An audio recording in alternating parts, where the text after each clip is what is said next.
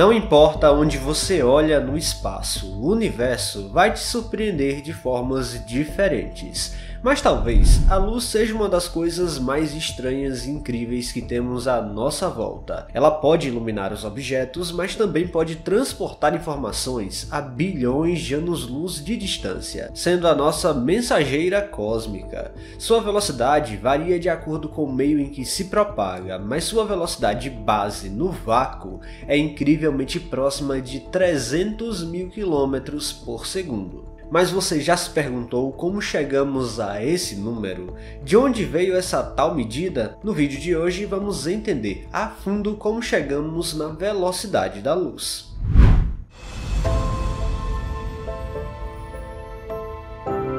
Na verdade, quando dizemos que a velocidade da luz é de 300 mil km por segundo, estamos apenas aproximando o número exato de 299.792,458 km por segundo.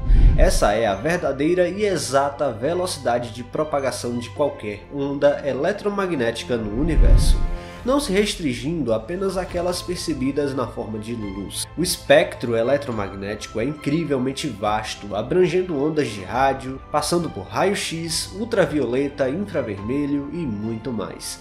Todas essas ondas compartilham a mesma natureza, tendo suas diferenças no comprimento que cada uma possui. Para detectá-las, temos diferentes maneiras de captar as ondas, assim como precisamos de diferentes antenas que sejam capazes de perceber partes específicas do espectro. Mas a natureza mais fascinante da luz é a forma como ela define o limite de velocidade dado pela física que rege o universo. Tanto que uma partícula de luz só consegue mesmo alcançar velocidades relativísticas porque o fóton não possui massa. O mais estranho é que a luz pode se comportar tanto quanto uma partícula quanto uma onda. A velocidade da luz também é considerada uma constante universal, ou seja, ela não muda independentemente do referencial. Essa noção postulada por Einstein leva em consideração o limite de velocidade cosmológica. Imagine uma situação fictícia onde você está pedalando uma bicicleta a uma velocidade de 10% da velocidade da luz,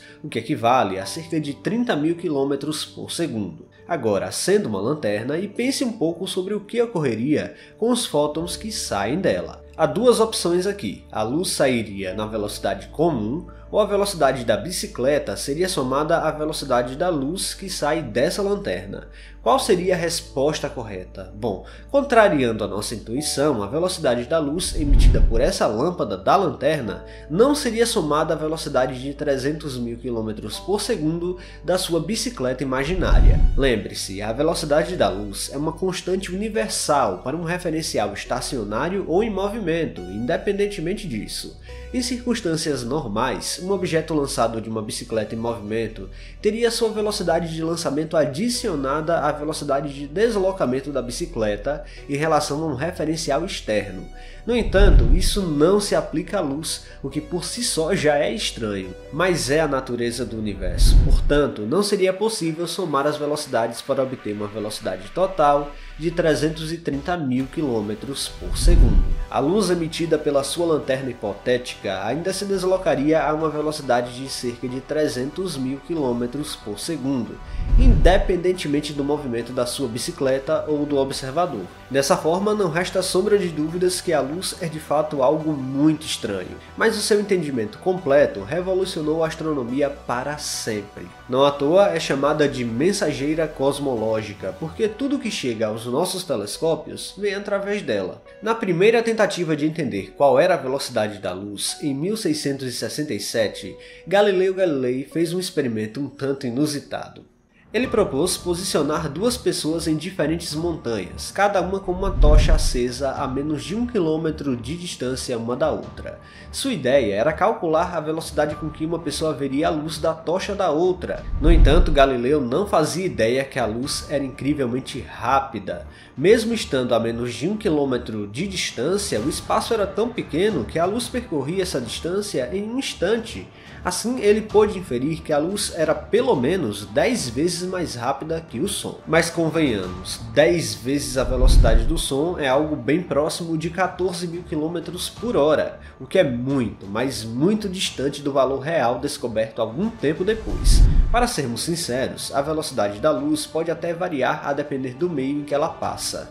Por exemplo, ao atravessar um vidro, a velocidade da luz diminui para 200.000 km por segundo, enquanto no diamante ela cai para menos da metade, chegando a 130.000 km por segundo. A ideia mais próxima da atual que temos da velocidade da luz veio algum tempo depois de Galileu, na década de 1670, quando o astrônomo dinamarquês Ole Homer utilizou eclipses nas luas de Júpiter para estimar a velocidade da luz em 200.000 km por segundo, embora essa estimativa estivesse ainda incorreta para o vácuo, mas bem mais precisa do que o cálculo feito por Galileu. Como ele chegou a essa conclusão? Bom, percebendo que os eclipses das luas de Júpiter estavam ocorrendo em tempos um pouco discrepantes, ou seja, sugerindo que provavelmente tínhamos um atraso na luz que chega até a Terra. Mas calma, ele não descobriu isso do dia para a noite, pois precisou documentar muitos eclipses da lua Io de Júpiter. Da perspectiva da Terra, o satélite é eclipsado por Júpiter uma vez a cada órbita. Ao documentar esses eclipses ao longo de vários e vários anos, o astrônomo observou algo interessante acontecendo. O intervalo de tempo entre esses eclipses estava se tornando progressivamente mais curto à medida que a Terra se aproximava de Júpiter em sua órbita, e mais longo à medida que ela se afastava. Essas discrepâncias temporais se acumularam ao longo de anos. Com base em seus dados, o astrônomo estimou que quando a Terra estava mais próxima de Júpiter, os eclipses de Io ocorriam cerca de 11 minutos antes do previsto, com base no período orbital médio ao longo de muitos anos de observação. E cerca de 6 meses depois, quando a Terra estava mais distante de Júpiter, os eclipses ocorriam cerca de 11 minutos após o previsto. O que era então mais provável? A Terra estar influenciando no movimento de Io ou a luz está demorando para chegar? Pois é, a segunda opção era a explicação mais viável. Em outras palavras, ele entendeu que a luz emitida pelo sistema de Júpiter precisaria percorrer uma distância maior para alcançar a Terra quando os dois planetas estivessem em lados opostos do Sol, do que em comparação quando estivessem mais próximos. Também podemos argumentar que os 300.000 km por segundo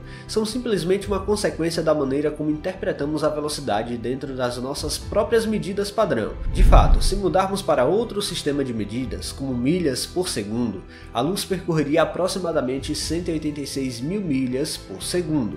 No entanto, independente do sistema de medidas utilizado, há esse limite intrínseco à distância que a luz pode percorrer em um determinado período de tempo. Esse período é quase ir à Lua em apenas um segundo. Hoje em dia, podemos medir a velocidade da luz de diversas formas, incluindo com espelhos na superfície lunar, medindo o tempo de ida e volta de um laser.